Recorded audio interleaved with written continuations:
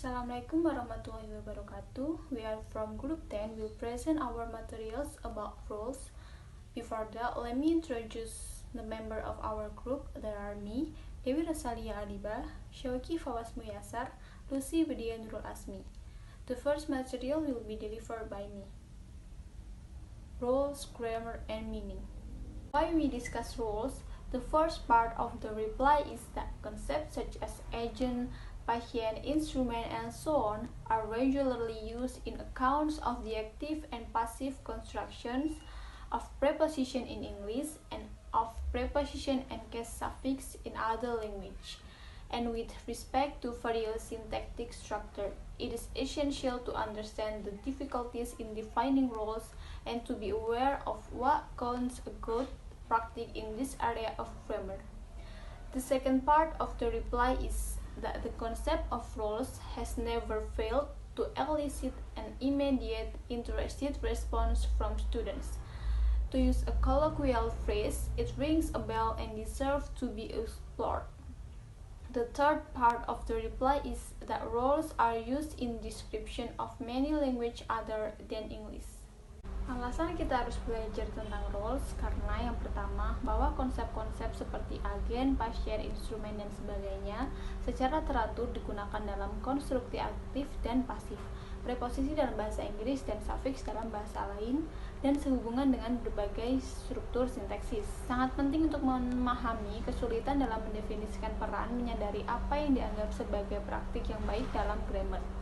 Yang kedua adalah bahwa konsep peran tidak pernah gagal untuk memperoleh tanggapan yang menarik dari siswa untuk digunakan dalam bahasa sehari-hari dan layak untuk dieksplorasi. Yang ketiga adalah bahwa peran digunakan dalam mendeskripsikan banyak bahasa selain bahasa Inggris. Clause denote situation are analyzed consisting of a state or event in which certain types of participants take part.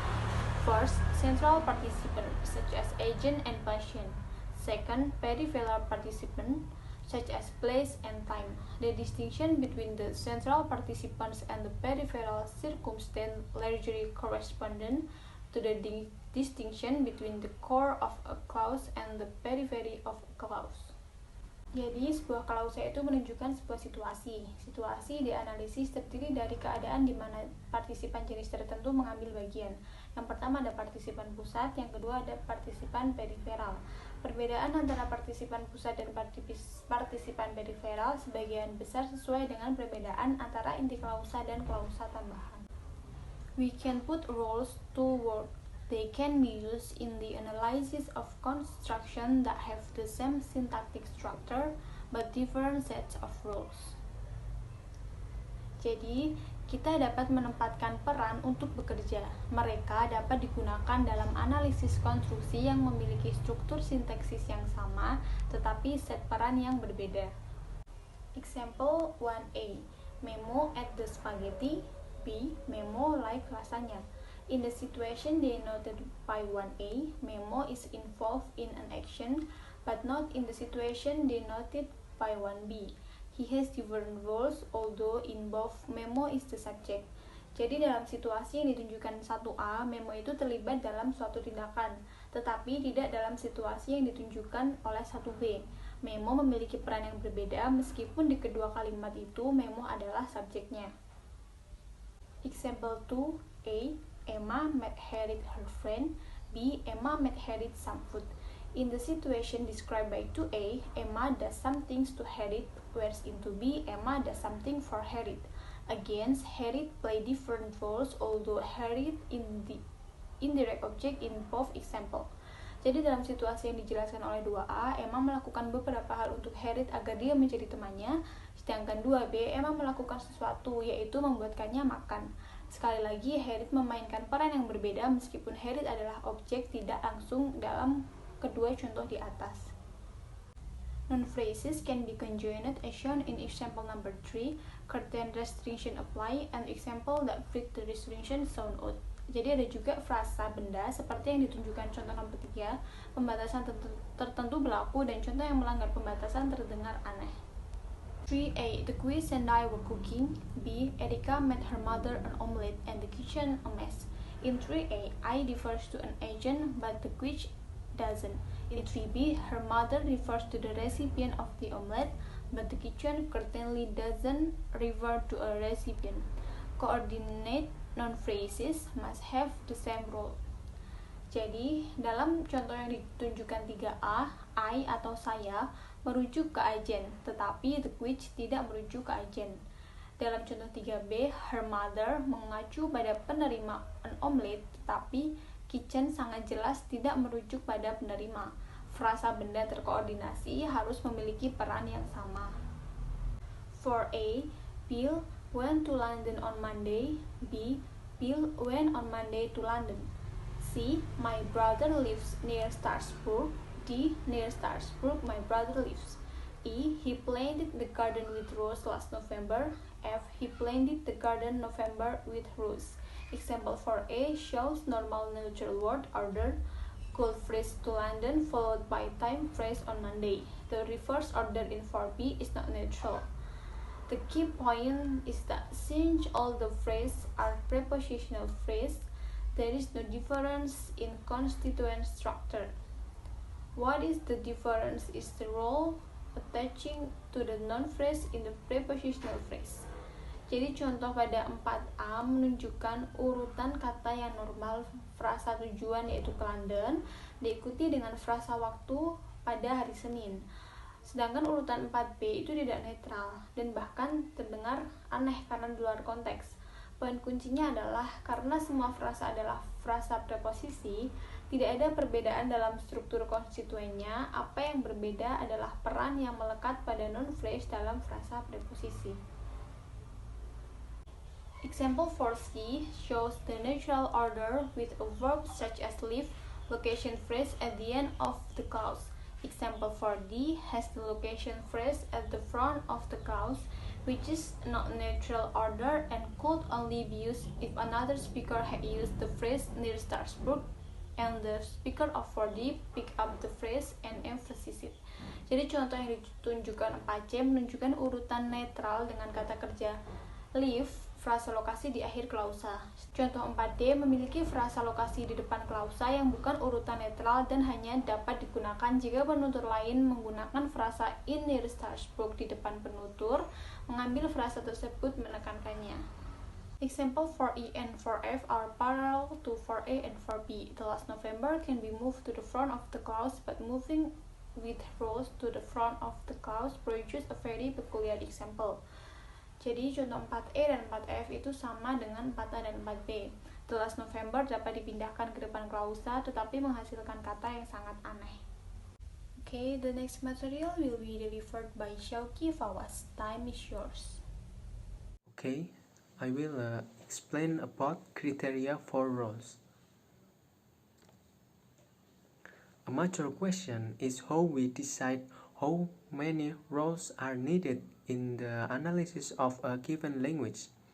The central point is that while intuition may be the starting point of analysis, the central criteria are grammatical, syntactic, or morphological, or question-answer pairs such as those used below. A participant role that is not supported by grammatical criteria suspicious. We do not deny appeal to intuition nor the fact that for a given language some speaker will agree some of the time about some intuition. But intuition are not infallible, are not always shared, and do need to be justified by evidence. Jadi sebuah pertanyaan utama adalah bagaimana kita memutuskan berapa banyak roles yang dibutuhkan dalam analisis yang diberikan bahasa. Titik sentralnya adalah intuisi mungkin menjadi titik awal analisis. Kriteria utama adalah grammar, sintaksis, dan morfologis, atau pasangan tanya-jawab seperti yang digunakan di bawah ini. Roles partisipan yang tidak didukung oleh kriteria grammar itu tidak bisa. Kami tidak menyangkal daya tarik intuisi atau fakta bahwa untuk bahasa tertentu beberapa pembicara akan setuju beberapa waktu tentang beberapa intuisi. Tapi intuisi tidak sempurna. tidak selalu dibagikan dan memang perlu dibenarkan dengan bukti. Another important point that must be mentioned here is the grammatical evidence allows only very general distinctions of meaning to be made. We will find ourselves working with very general rules, but the interpretation of any given clause combines information from the syntactic structure, including roles, information from the lexical verb, and information from the lexical nouns inserted into a given structure. Poin penting lainnya yang harus disebutkan di sini adalah bahwa bukti gramatikal hanya mengizinkan perbedaan makna yang sangat umum yang harus dibuat. Kami akan menentukan diri kami bekerja dengan sangat umum untuk roles, tetapi interpretasi dari klausa yang diberikan menggabungkan informasi dari struktur sintaksis termasuk roles, informasi dari kata kerja leksikal, dan informasi dari kata benda yang disisipkan ke dalam struktur tertentu. Let's see the example.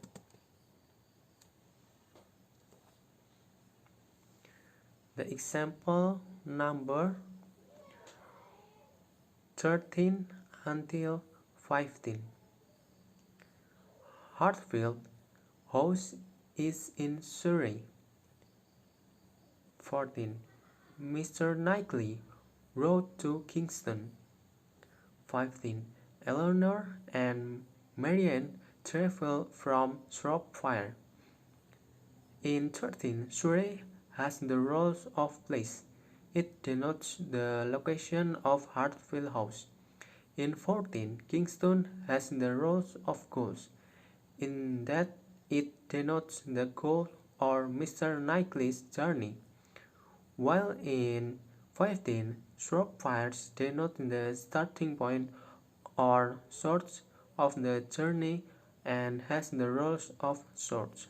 Jadi dalam contoh 13 sampai 15 di nomor 13 Surrey berperan sebagai place atau tempat. Itu menunjukkan lokasi Hartfield House atau rumah Hartfield. Dalam nomor 14 Kingston memiliki peran tujuan yang menunjukkan tujuan dari perjalanan Mr. Knightley. Sementara di nomor 15 Shropshires menunjukkan titik awal atau sumber dari perjalanan dan memiliki peran sumber. Let's compare with 16 and 17. 16. Frank gave a piano to Jane Fairfax. 17. Jane Fairfax received a piano from Frank. Example 16, like 14, contain the preposition to. Like 14, it describes movement in the sense that the piano moved from a shop or warehouse to beside Jane Fairfax.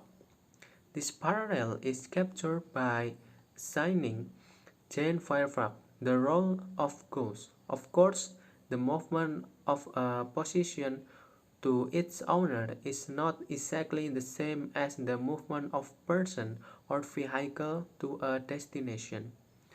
But this does not require different roles. Different interpretation will result from the different lexical verb and lexical nouns. Oke, coba kita bandingkan dengan contoh pada nomor 16 dan 17. Contoh 16 sama seperti contoh 14, mengandung preposisi to. Juga seperti 14 karena itu menggambarkan gerakan dalam arti bahwa piano berpindah dari toko atau gudang ke samping Jane Fairfax. Paralel ini ditangkap oleh menugaskan Jane Fairfax roles goals atau tujuan. Tentu saja perpindahan kepemilikan kepada pemiliknya adalah tidak persis sama dengan pergerakan seseorang atau kendaraan ke suatu tujuan, tetapi ini tidak membutuhkan roles yang berbeda. Penafsiran yang berbeda akan dihasilkan dari kata kerja leksikal yang berbeda dan kata benda leksikal. Next. Similarly, the analogy between 15 and 17 leads us to assign the roles of swords to Frank in 17. The sentence presents the piano as starting its journey from Frank, whether that is literally true or not. Just as Eleanor and Marianne started their journey from Shropshire, the important element in the analysis is not just that we can unpack the meanings of the sentence in each pair and discover parallels, but the occurrence of the same preposition in 14 and 16 and in 15 and 17. Important too in the fact that in many languages the equivalent of 14 and 16 and 15 and 17 contain the same preposition or case affix. Demikian pula dengan analogi antara nomor 15 dan 17 mengarahkan kita untuk menetapkan role sumber kepada Frank dalam nomor 17. Kalimat tersebut menyajikan piano sebagai memulai perjalanan dari Frank. Apakah itu benar secara harfiah atau tidak? Sama seperti Eleanor dan Marianne memulai perjalanan mereka dari Shropshire. Elemen penting dalam analisis tidak hanya itu. Kita dapat membongkar makna dari kalimat di setiap pasangan dan menemukan paralel. Tetapi kemunculan preposisi yang sama di nomor 14 dan 16 dan di nomor 15 dan 17. Poin yang sangat penting di sini adalah fakta bahwa dalam banyak bahasa padanan nomor 14 dan 16 dan 15 dan 17 mengandung preposisi atau imbuhan huruf besar yang sama. Okay, the next material will be delivered by Dewi Rosalia A. Role and role players. We said above that grammatical criteria establish very broad categories. We have already seen that grammatical patterns in English establish very general role of patient and the differences in meaning. We now look again at the role of agent, invoking the concept of prototype that was so useful in the discussion of word classes and distinguishing clearly between roles and role players. Kriteria gramatikal menetapkan kategori yang sangat luas. Kita telah melihat bahwa pola grammar dalam bahasa Inggris membentuk peran pasien yang sangat umum dan makna yang berbeda. Peran agen menerapkan konsep prototype yang sangat berguna dalam diskusi kelas kata dan membedakan dengan jelas antara peran dan pemain peran. Prototypical agents are humans being acting of their own volition, initiating an action, carrying it out using their own energy, and producing an effect on something. Prototypical agent adalah manusia yang bertindak atas kemauannya sendiri, melaksanakannya menggunakan energi mereka sendiri, dan menghasilkan sesuatu. Example 25. Jim was happily chopping logs. Prototypical agent allow clauses to be continued by be at it and to contain adverbs such as enthusiastically or masterfully as in 26A and 26B. Agen prototipikal memungkinkan klausa untuk dilanjutkan dengan be at it dan mengandung kata keterangan seperti antusias seperti dalam 26A dan 26B. 26A. Jim was chopping logs when Margaret left and was still at it when she got back. B. Jim was enthusiastically chopping logs.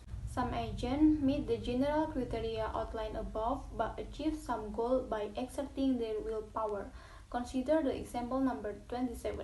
Beberapa agen memenuhi kriteria umum yang diuraikan di atas, tetapi mencapai beberapa tujuan dengan melakukan kemauan mereka. Perhatikan contoh nomor 27.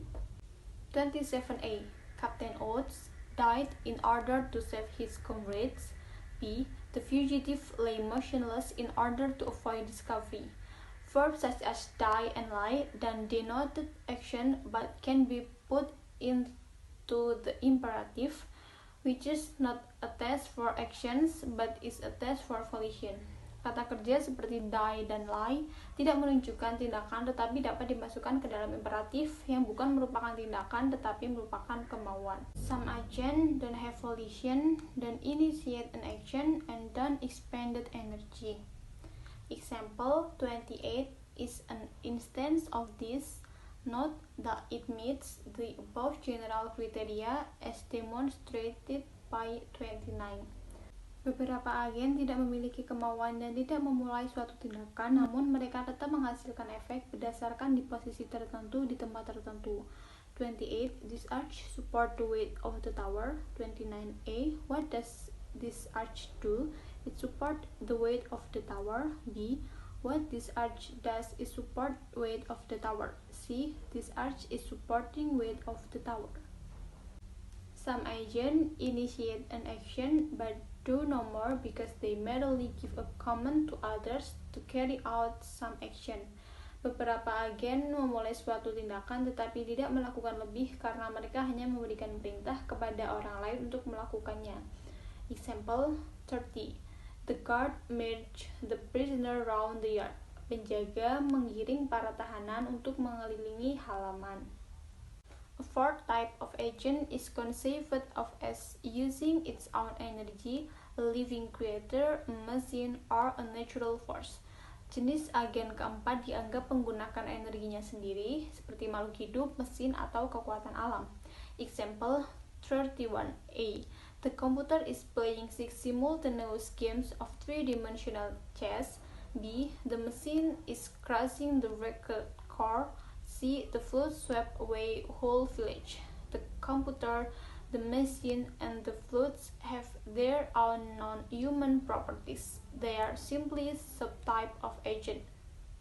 Komputer, mesin, dan banjir memiliki sifat non-manusianya sendiri. Semua itu hanyalah subtipe agen, bukan prototype tetapi juga bukan periferal.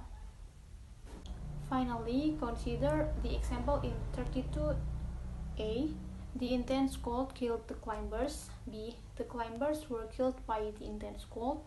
C. The climbers were killed with the intense cold. Cold in 32 is an agent and has the agent preposition by in 32b.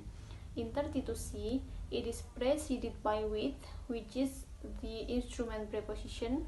Again, the important point is that we have to go by grammar, and the grammar indicates that cold is presented as an agent in 32b, but as a non-agent in 32c.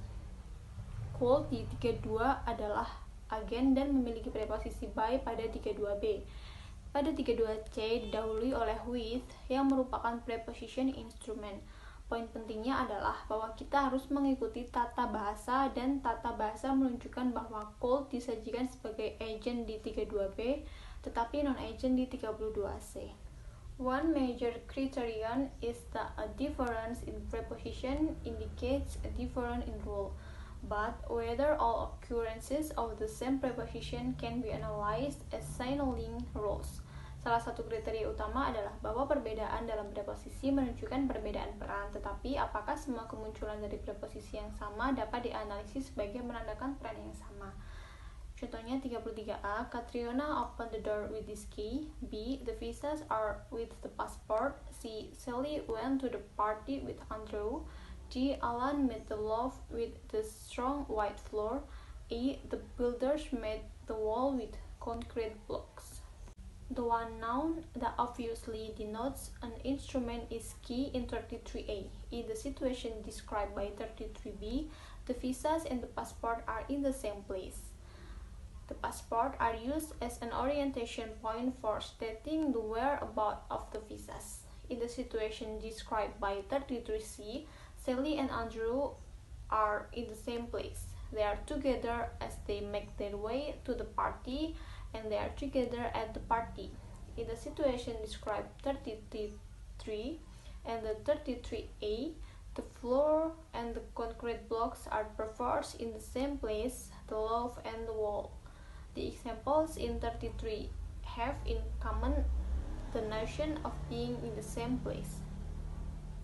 Satu kata benda yang jelas menunjukkan instrumen adalah kunci dalam contoh 33a. Dalam situasi yang dijelaskan oleh 33B, visa dan paspor berada di tempat yang sama. Paspor digunakan sebagai titik orientasi untuk menyatakan di mana keberadaan visa. Dalam situasi 33C, Sally dan Andrew berada di tempat yang sama. Mereka bersama saat mereka berjalan ke pesta dan mereka bersama-sama di tempat pesta. Dalam 33D dan 33E, tepung dan balok beton dipaksa dalam tempat yang sama dengan roti dan dinding. Contoh-contoh dalam 33 memiliki kesamaan gagasan tentang keberadaan di tempat yang sama. And the next material will be delivered by Lusy Widya. Time is yours. Okay, the next material is problem with passion, planting roses. We finished this chapter with a well-known and much discussed set of examples that bear directly on participant roles at the question of whether they relate only to the objective world of the psychics or whether they also relate to the world as conceived and perceived by ordinary speakers of human language. Jadi, kami menyelesaikan bab ini dengan serangkaian contoh yang terkenal dan banyak dibahas yang berhubungan langsung dengan participant roles atau peran peserta.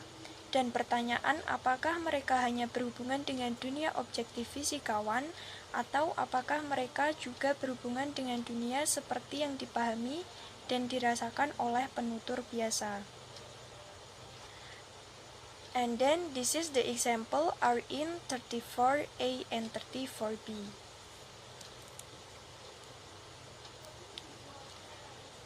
"34A, the gardener planted roses in the garden. B, the gardener planted the garden with roses." Example 34A and 34B are not identical in meaning. Example 34B is true if the gardener filled the garden with rose bushes, whereas 34A leaves it open whether the rose bushes are all over the garden or only in one part of it. If 34B is true, 34A is true. If 34A is true, 34B might or might not be true depending on the details of a particular event of planting. Jadi, contoh 34A dan 34B tidak identik artinya. Contoh 34B benar jika tukang kebun memenuhi taman dengan semak-semak mawar. Sedangkan 34A membiarkannya terbuka apakah semak-semak mawar di seluruh taman atau hanya di satu bagian saja. Jika 34B benar, maka 34A juga benar. Tetapi jika 34A benar, maka 34B mungkin benar, mungkin juga tidak, tergantung pada detail dari peristiwa penanaman tertentu. The differences in meaning accompany differences in syntax. The latter make it clear that we are dealing with two different constructions. There are differences in word order. 34A planted roses garden versus 34B planted garden roses. Garden is preceded by a preposition in 34A but not 34B. Roses is preceded by a preposition in 34B but not 34A. The preposition in 34A is in, but in 34B it is with. Roses is the direct object of planted in 34A. 34A can be made passive. Roses were planted in the garden by the gardener.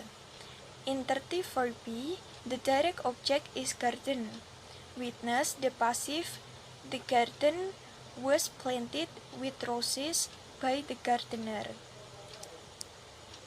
Jadi, perbedaan makna menyertai perbedaan dalam sintak.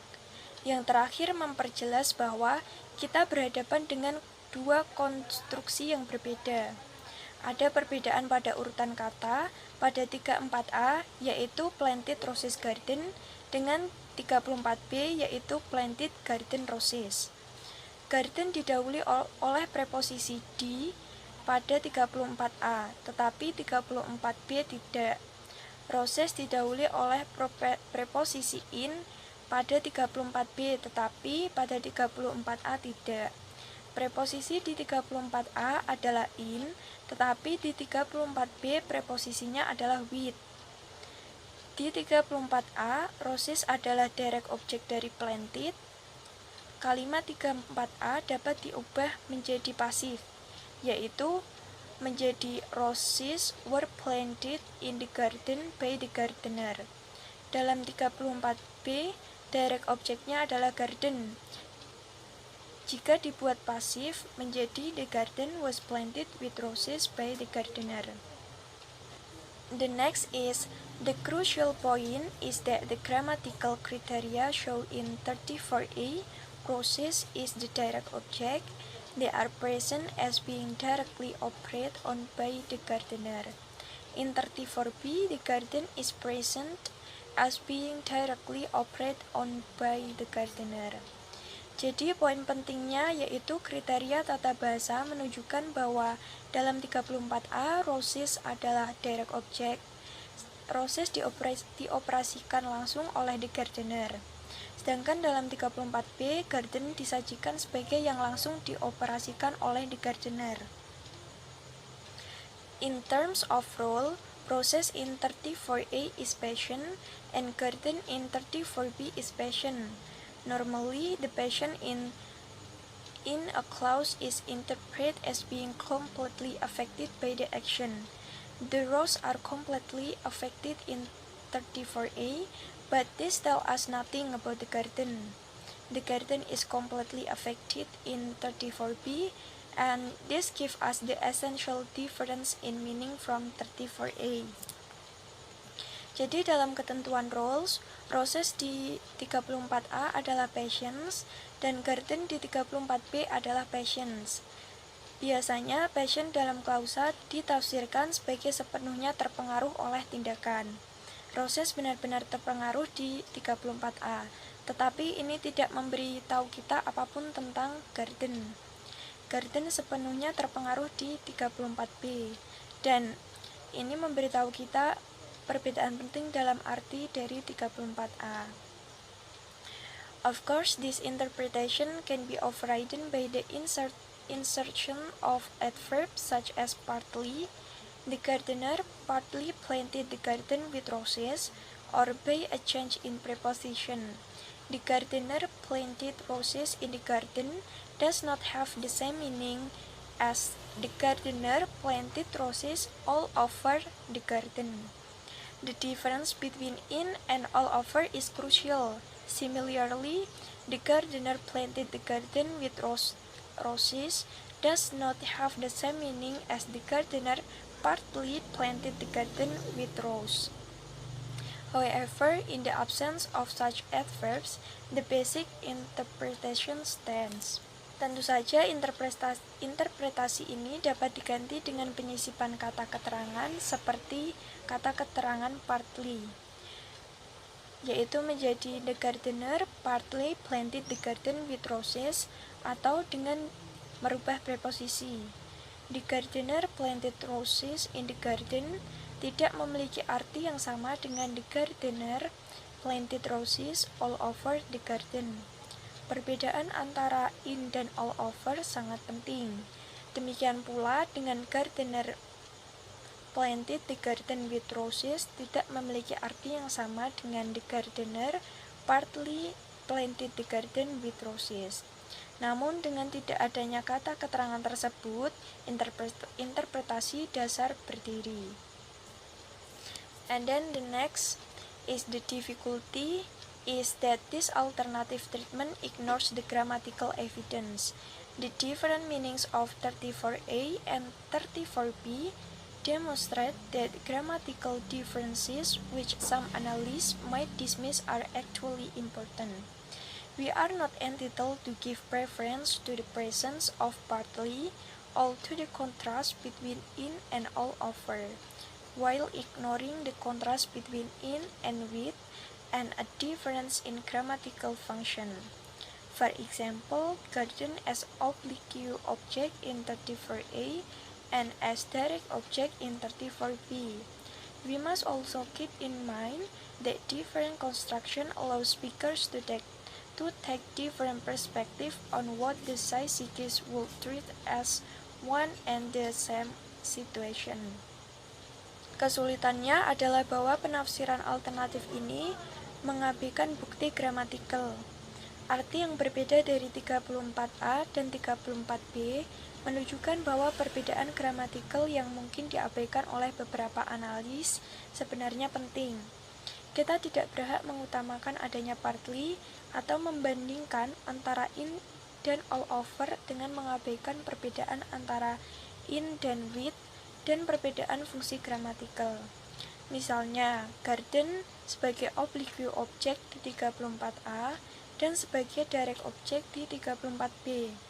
Kita juga harus ingat bahwa konstruksi yang berbeda memungkinkan pembicara untuk mengambil perspektif yang berbeda tentang apa yang akan diperlakukan oleh fisikawan sebagai satu dan situasi yang sama. Then we close the chapter by picking up the above mention of grammatical criteria and reminding ourselves that rules are not invented just on the basis of intuition. In addition to the grammatical criteria, one other criterion has been proposed, that there should be only one instance of a given rule in a given clause, an exception being made for conjoined noun phrase.